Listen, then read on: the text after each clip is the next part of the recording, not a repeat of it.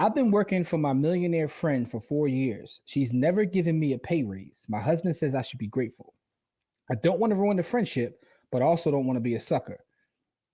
So I've been working remotely part-time as an independent contractor, 1099, for a friend for 4 years, doing bookkeeping and admin work. When I started, she told me how much she pays, and I've been at the same hourly rate for the entire 4 years. She frequently tells me how she appreciates me and what a good job I do and begs me not to leave. While the rate is more than I can make where I live, it is at least 20% less than she would have to pay for someone in her location.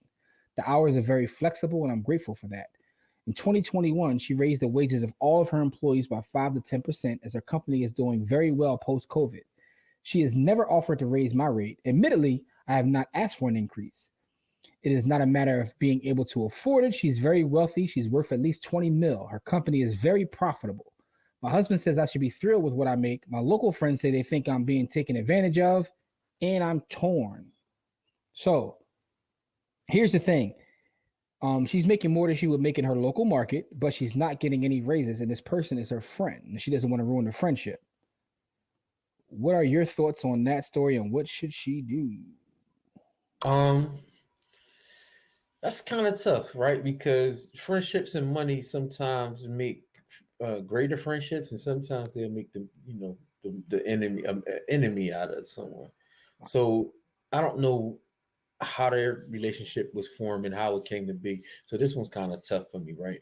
But if you on the business side, like, look, you gave everybody 5 or 10% pay increase.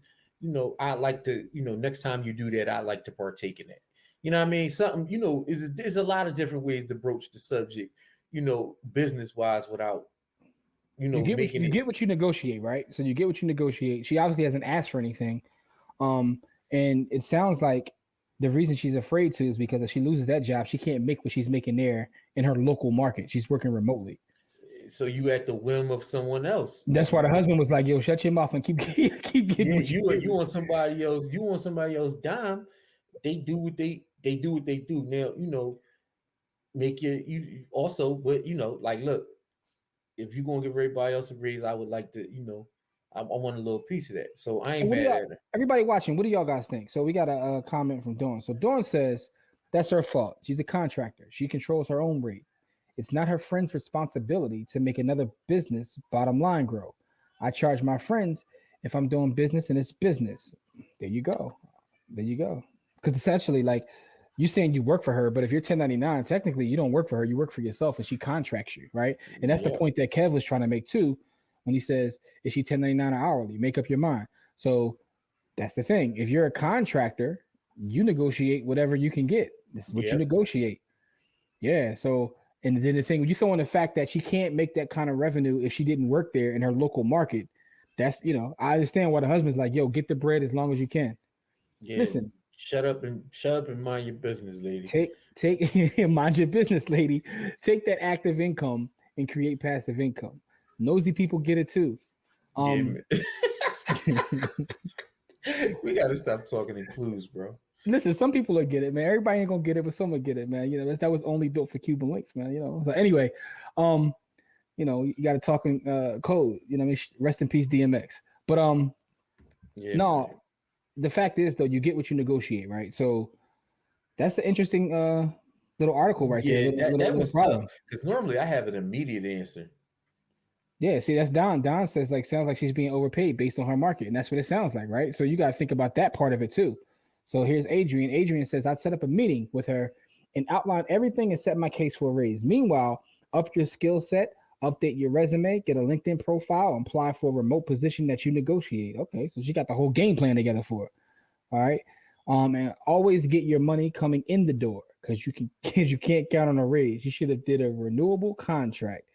Yeah, Pastor said that from experience, right? So get it coming in the door. There's a bar and a piece of advice from the pastor. Right? You don't know whether you're going to raise or not. Don't. That's funny to me, man, because I know people that be like living their life based upon raises. I should get a raise here, so I'm going to do this.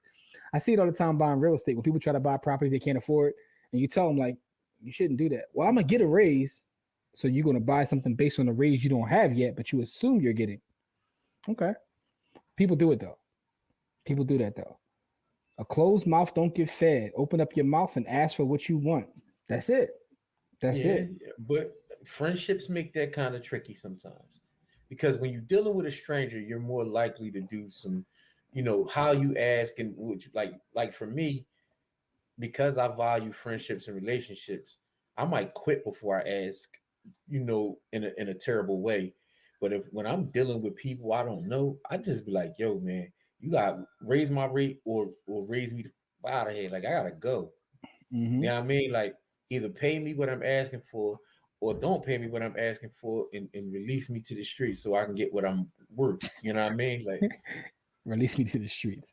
release me She to the got more money in streets. her pockets than she realizes. I ran an administrative assistant for many years.